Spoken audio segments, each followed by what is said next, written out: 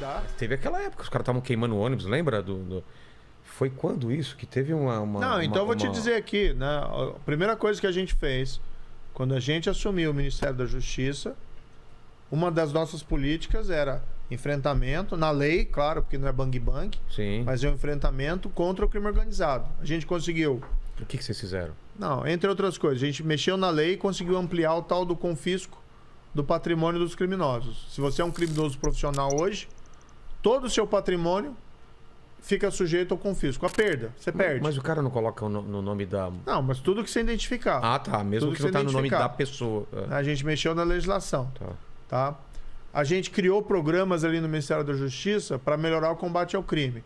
Depois eu posso explicar. O programa Vigia, a Rede Nacional de Perfis Genéticos, a Força de Intervenção Penitenciária Federal. Mas a gente também promoveu algumas ações, né, que para nós eram essenciais para demonstrar que a gente tinha uma nova ordem no combate ao crime. Então, o que aconteceu aqui em São Paulo? 2006.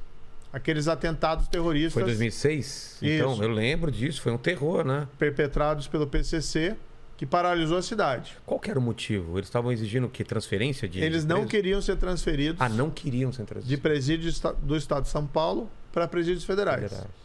E eles fizeram esses atentados, paralisaram a cidade e não foram transferidos. Né? E aí a minha percepção... Conseguiram. A primeira regra que você vê em qualquer... Negociação. Não se negocia com terrorista. Não se negocia com terrorista. O cara faz o terrorismo. Você dá exatamente o que ele quer. O que ele quer, ok. Quando eu precisar, eu faço. Ficou tranquilo. Aí esses foram ficando. O PCC, que era um problema de São Paulo, virou uma organização nacional. Porque cá entre nós, Vilela, se eu vejo uma organização dessa, o Estado não tem coragem de mexer com ela. Eu sou um criminoso comum, eu quero pertencer a esse clube. Claro. Para eu ficar protegido. E o PCC cresceu. Chegou lá em 2018. Fui convidado para ser ministro da Justiça. Tive os meus problemas para a gente poder avançar no combate à corrupção. Depois posso falar um pouco mais sobre isso. A gente vai chegar nessa parte, Mas no crime organizado, a gente tinha essa proposta de ser firmes. A gente mexeu na lei, criou aqueles programas, etc, etc.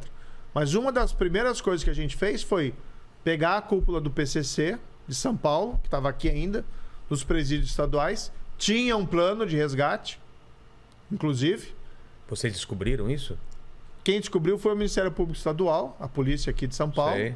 Isso foi até revelado na época publicamente, né, que tinha esse plano e eles queriam invadir os presídios aqui estaduais com carro blindado. Era um negócio, ação grande, assim. Ação de guerra. Porra. Né?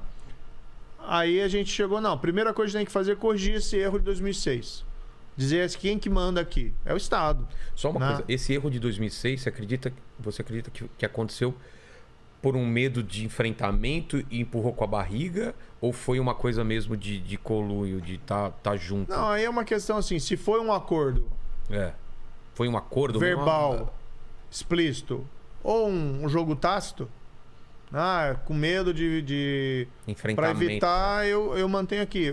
As duas situações são ruins. Exatamente. Se fosse um acordo verbal, acho que não deve ter nenhum acordo verbal. Porque foi falado pior na época, ainda. né? Não, mas lembra? Assim... Mas o acordo tácito já é ruim o suficiente. Né? Já é ruim o suficiente. Porque eles conseguiram o que queriam depois de fazerem tudo aquilo. Um acordo tácito, para quem não tá entendendo, é tipo... Não tem aquele acordo de aperto de mão, mas tipo... Sim, todo mundo entendido. A minha ação, não vou mexer com vocês, todo mundo se entendeu que chegaram no acordo. Mas foi falado na época mesmo que teve um acordo, né? Mas aí o que a gente fez? Com o novo governo de São Paulo, e aqui eu tenho que dar um mérito ao governador Dória, desde o início ele também concordou. O governador anterior não tinha concordado. Ah, é? Não tinha. Ele era contra a transferência. A gente pegou... o governador era o Márcio França, né? Que estava naquele período de transição. Sei. Daí o que a gente fez? A gente montou uma operação de guerra. Para transferência? Para transferir, para evitar o resgate, né? Tanto no presídio estadual como também no caminho. A gente fez isso em fevereiro de 2019. Eu conto essa história em detalhes no livro. Tem aqui? Porra, tem, cara, mas aí... O que acontece, né? Você precisava, primeiro, manter em sigilo para evitar o resgate. Você ter o aparato de segurança necessário para evitar o resgate.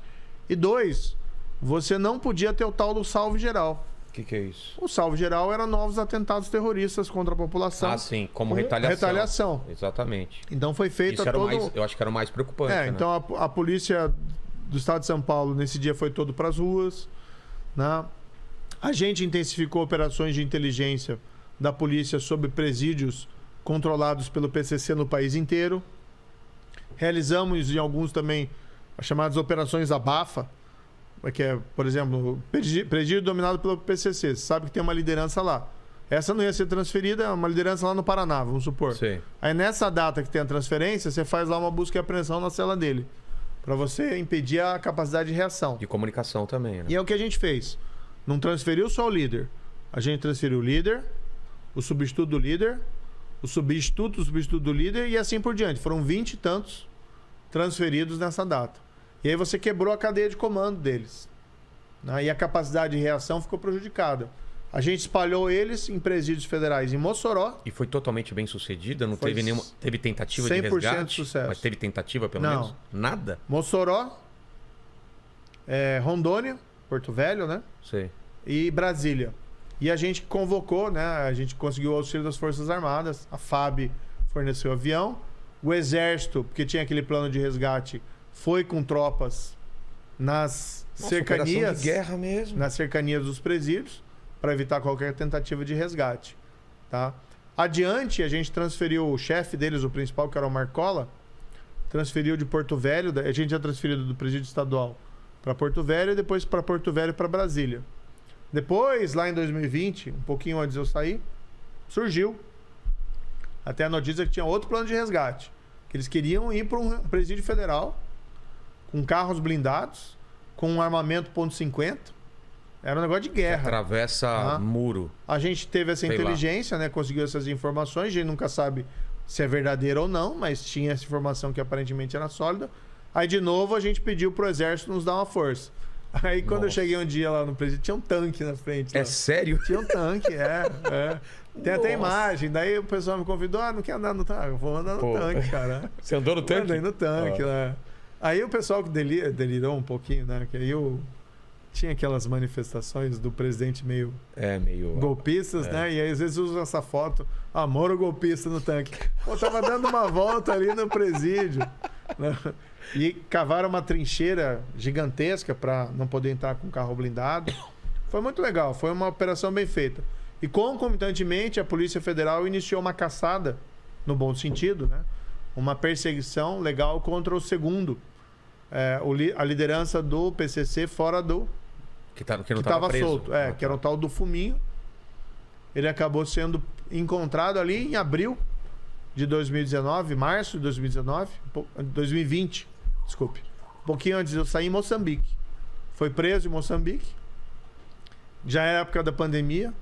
Aí foi um Deus nos acuda, mas a gente conseguiu montar uma operação de enviar um avião da FAB com Polícia Federal. E a gente conseguiu negociar com o governo de Moçambique a expulsão dele. Porque a extradição demora muito. Expulsão, porque como ele estava em situação irregular... É mais fácil. Né? É mais fácil.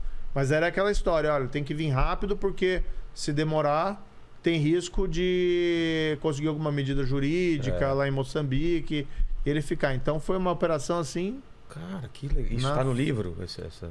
Menciono também, do Fuminho. Eu normalmente, assim, o ministro da Justiça, a função dele é da estrutura, a polícia e aos órgãos vinculados ao Ministério da Justiça. Então ele não se envolve diretamente nas investigações e operações. Mas nessas operações, como você tem um interesse nacional, e você precisa fazer essa coordenação, então, por exemplo, com o governador de São Paulo, eu falava, né? Não tem cabimento, não tem cabimento. Eu participava das reuniões de planejamento.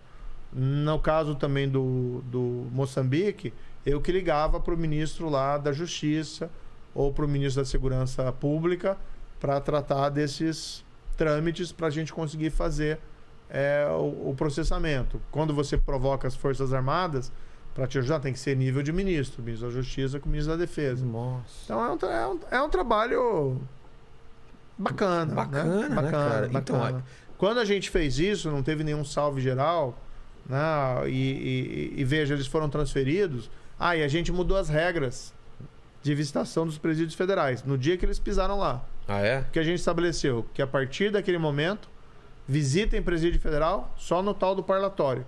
Sabe que é com o vidro separado, com o telefonezinho, um do lado do outro. Antes tinha contato. Antes tinha contato. E gravado, tudo gravado. Boa. Então a capacidade deles comandarem crimes de dentro da cadeia diminuiu bastante. Ou até foi eliminada. E a gente, daí o que a gente viu? O PCC tá aí, é forte e tal, né? Ninguém vai menosprezar a organização criminosa. Mas a gente mostrou que eles não são invencíveis. Que dá pra você ir pra cima. E pra cima, mais uma vez, isso é importante. Não se combate ao crime fazendo bang-bang. É inteligência, planejamento, dedicação e esforço. Profissionalismo. Não é essa história que o pessoal... sai daí matando. Só dá uma arma pra todo mundo que resolve o problema. Não, isso é conversa fiada.